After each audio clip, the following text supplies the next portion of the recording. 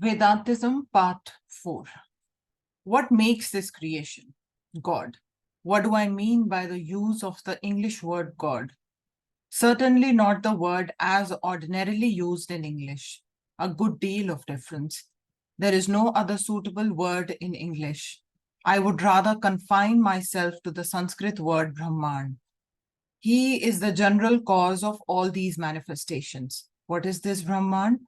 He is eternal, eternally pure, eternally awake, the Almighty, the All-Knowing, the All-Merciful, the Omnipresent, the Formless, the Partless. He creates this universe. If he is always creating and holding up this universe, two difficulties arise. We see that there is partiality in the universe. One person is born happy and another unhappy. One is rich and another is poor. This shows partiality. Then there is cruelty also. For here, the very condition of life is death. One animal tears another to pieces, and every man tries to get the better of his own brother.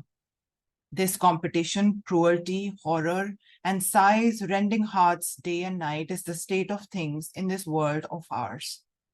If this be the creation of a God, that God is worse than cruel, worse than any devil that man ever imagined, says the Vedanta, it is not the fault of God that this partiality exists, that this competition exists.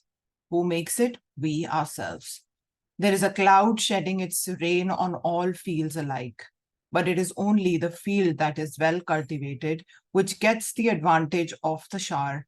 Another field which has not been tilled or taken care of cannot get that advantage. It is not the fault of the cloud. The mercy of God is eternal and unchangeable. It is we that make the differentiation. But how can this difference of some being born happy and some unhappy be explained?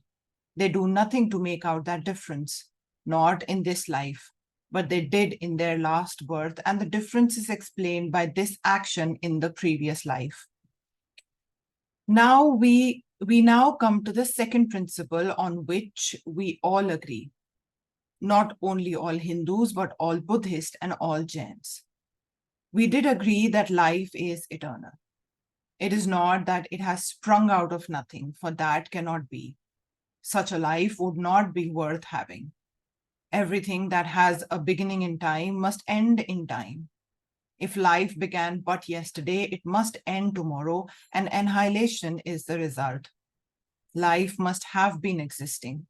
It does not now require much acumen to see that, for all the sciences of modern times have been coming round to our help, illustrating from the material world the principles embodied in our scriptures. You know it already that each one of us is the effect of the infinite past. The child is ushered into the world not as something flashing from the hands of nature, as poets delight so much to depict, but he has the burden of an infinite past. For good or evil, he comes to work out of his own past deeds. That makes the differentiation. This is the law of karma.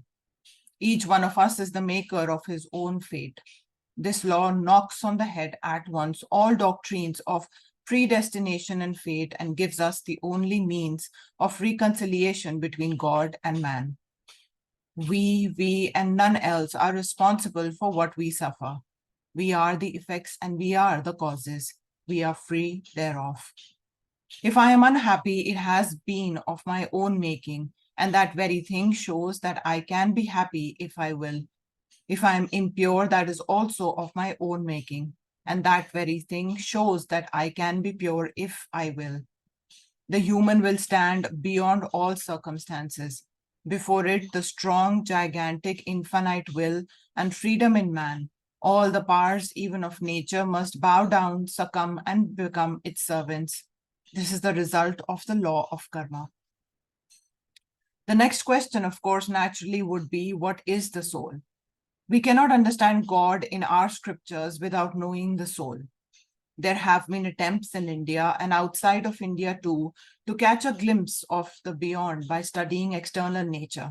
And we all know what an awful failure that has been the result. Instead of giving us a glimpse of the beyond, the more we study the material world, the more we tend to become materialized. The more we handle the material world, even the little spirituality which we possessed before vanishes. Therefore, that is not the way to spirituality, to knowledge of the highest, but it must come through the heart, the human soul. The external workings do not teach us anything about the beyond, about the infinite. It is only the internal that can do so. Through soul, therefore, the analysis of the human soul alone can we understand God. There are differences of opinion as to the nature of the human soul among the various sections in India, but there are certain points of agreement. We all agree that souls are without beginning or without end and immortal by their very nature. Also, that all powers, blessings, purity, omnipresence, omniscience are buried in each soul. That is the grand idea we ought to remember. In every man and in every animal, however weak or wicked, great or small, resides the same omnipresent, omniscient soul. The difference is not in the soul, but in the manifestation. Between me and the smallest animal, the difference is only in manifestation. But as a principle, he is the same as I am. He is my brother. He has the same soul as I have. This is the greatest principle that India has preached. The talk of the brotherhood of man becomes in India the brotherhood of universal life, of animals and of all life down to the little ants. All these are our bodies. Even as our scripture says, thus the sage, knowing that the same Lord inhabits all bodies, will worship every body as such. That is why in India there have been such merciful ideas about the poor, about animals, about everybody and everything else. This is one of the common grounds about our ideas of the soul.